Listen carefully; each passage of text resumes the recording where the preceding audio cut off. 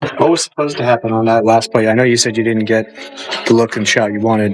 No, we executed. Like I said, I feel like I'm not sure. I mean, obviously you have to ask Luka what he saw on that, but I thought he had a good look, and it looked like he kind of just lost his balance. The Lakers just came up short against the Orlando Magic, falling by a single point.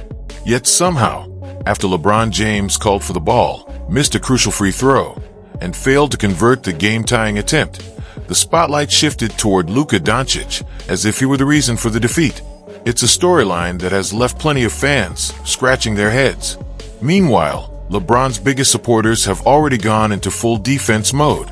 But once you look at the numbers, the conversation becomes much more interesting. So who do you believe deserves the most blame for the Lakers' loss to Orlando? Share your honest opinion in the comments below. Let's dive right into the breakdown because there's a lot to discuss, and some of the facts may not sit well with LeBron's most dedicated supporters. Start at the end in LA. Magic take the lead in the fourth. Lakers have 7 seconds left after a timeout. Final play goes to Luka, who pump fakes it and then gives it to LeBron. I was like, what am I supposed to do with it? Shoots a turnaround three-pointer that misses. The Lakers suffered a heartbreaking 110-109 loss to the Orlando Magic. Yes, the Orlando Magic, a team missing key players and forced to rely heavily on Jonathan Isaac and Javon Carter. Despite struggling defensively throughout the first half, Orlando went into halftime trailing by only 3 points. Even more surprising, the Magic ended the break as plus 240 underdogs, yet they still managed to pull off the upset in the closing moments. After the game, instead of focusing on how the final possession unfolded, the post-game discussion quickly shifted elsewhere. LeBron James' comments directed attention toward Luka Dončić, sparking plenty of debate among fans. Let's walk through exactly what happened because the sequence is straightforward. With just 5 seconds remaining and the Lakers trailing by 1, Luka Dončić controlled the ball. LeBron James signaled for the pass. Luka delivered it, and LeBron took the potential game-winning shot, but it didn't fall. That's the complete sequence of events. The footage speaks for itself, leaving little room for confusion about what took place. Following the loss, LeBron addressed the final play and explained why Luka chose to give him the ball. What was supposed to happen on that last play? I know you said you didn't get the look and shot you wanted. No, we executed. Like I said, I feel like I'm not sure. I mean, obviously you have to ask Luka what he saw on that, but I thought he had a good look, and it looked like he kind of just lost his balance. Didn't have a rhythm with the ball, whatever the case may be, and it kind of allowed him to get back in front of him. I was kind of off balance when he gave it to me. I thought he had a great look, but no, that's what I look. That's my PO. According to LeBron, he wasn't fully set when he caught the pass and felt he was off balance as he went into the shot. He also mentioned that he believed Luka Dončić initially had a decent opportunity to take the attempt himself before deciding to pass. From LeBron's perspective, Luka appeared to lose his balance and his shooting rhythm, which ultimately led him to give the ball up instead. What did you see on that final offensive possession? I thought we had a good opportunity. Luka came off clean, and I think he, felt off balance, but we executed. We didn't get the shot that we wanted. We did execute it, and just didn't go down. That was the exact wording he used. He described himself as being off balance. However, many viewers felt the replay painted a different picture. When LeBron caught the pass, he appeared composed, under control, and prepared to take the shot. It looked like a player who had intentionally called for the ball because he wanted the responsibility in the game's biggest moment. The shot ultimately didn't go in, and afterward, LeBron's post-game comments sparked debate by raising questions about Luka Dončić's decision-making during the final possession. 7 for 11 from the field, and he can't knock it down. 2-point game. Ben Carroll into the lane. Bane, open three. Bane knocks down a three. The reasoning behind blaming Luka Dončić for that sequence has left many people puzzled. For some observers, it takes quite a leap to watch the final possession and conclude that Luka was the main reason the play failed. It's certainly a perspective that has generated plenty of discussion. What makes the debate even more interesting is the apparent inconsistency in how some fans evaluate similar situations. Many of the same voices criticizing Luka for making the pass have previously defended LeBron James when he chose to pass instead of taking the final shot himself. In those moments, the argument has often been that LeBron made the smart basketball play, trusted his teammates, and demonstrated a high basketball IQ by finding the best available option rather than forcing a difficult attempt. Luka with 5 seconds. Luka, LeBron for the win. And Orlando's going to sneak out of here with a victory. Supporters often argue that making the extra pass is the correct basketball decision. Yet when Luka Dončić passed to LeBron James, after LeBron clearly signaled that he wanted the ball, the criticism suddenly shifted toward Luka once the play failed. That contrast in reasoning has become one of the biggest talking points following the game. The conversation becomes even more interesting when you look at the moments before the final shot. Earlier in the closing stretch, LeBron stepped to the free throw line in a crucial situation and split the pair, making one and missing one. That missed free throw proved costly, as converting both attempts could have tied the game and forced overtime. Instead of focusing on that missed opportunity, much of the discussion centered on Luka's decision to make the pass. In reality, LeBron had two clear opportunities to deliver in the closing seconds, a key free throw and the potential game-tying jumper. He connected on one of those chances, but couldn't convert the other. Yet much of the post-game criticism was directed elsewhere. Now let's look at the numbers, because they add another layer to the debate. NBA insider Brian Windhorst, who has covered LeBron James for years and is widely regarded as one of the most balanced voices on the subject, pointed to lineup statistics that have sparked plenty of discussion. According to those numbers, the Lakers have performed very well offensively when Luka Dončić and Austin Reeves share the floor without LeBron. However, when all three players are on the court together, the team's offensive efficiency drops significantly. The difference has been reported at roughly 20 points per 100 possessions, a gap large enough to attract serious attention rather than being dismissed as statistical noise. Another figure frequently mentioned is that the Lakers have posted a strong positive net rating when Doncic and Reeves play together without LeBron.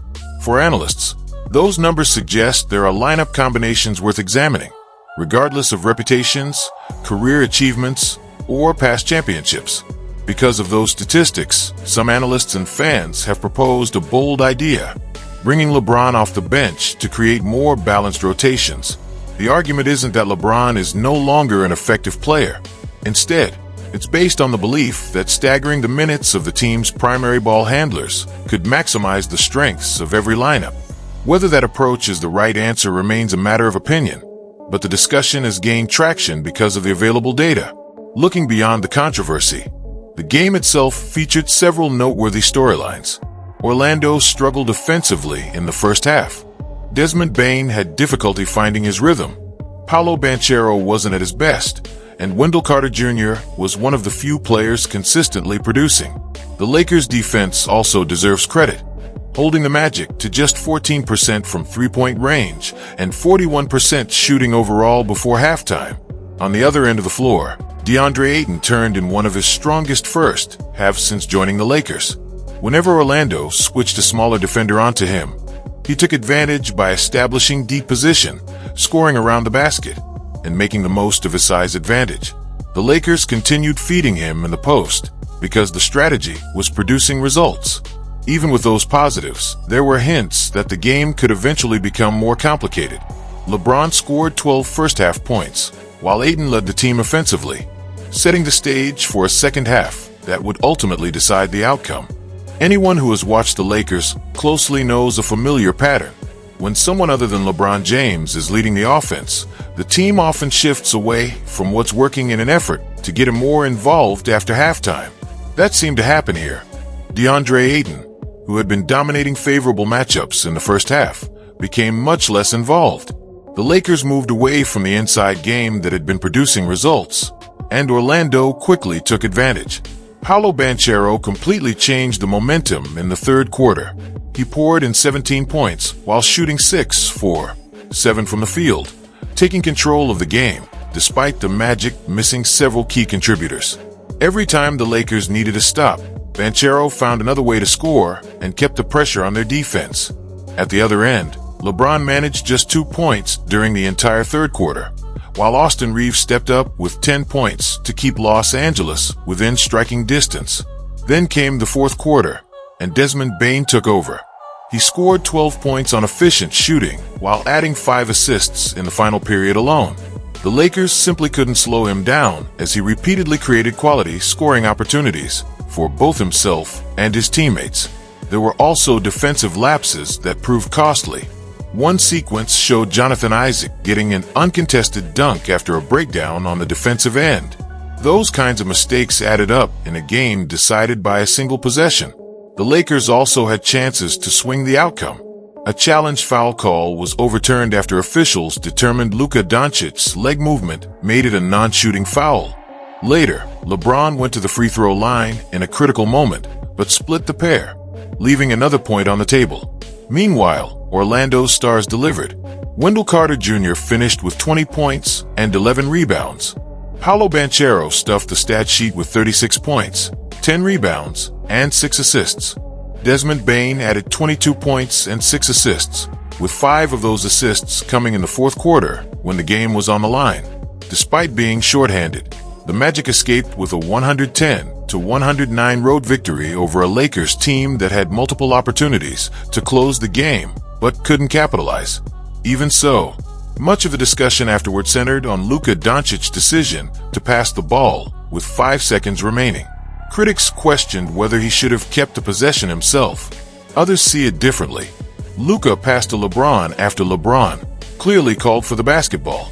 LeBron took the potential game-tying shot, missed it, and later explained that he felt off balance when he received the pass.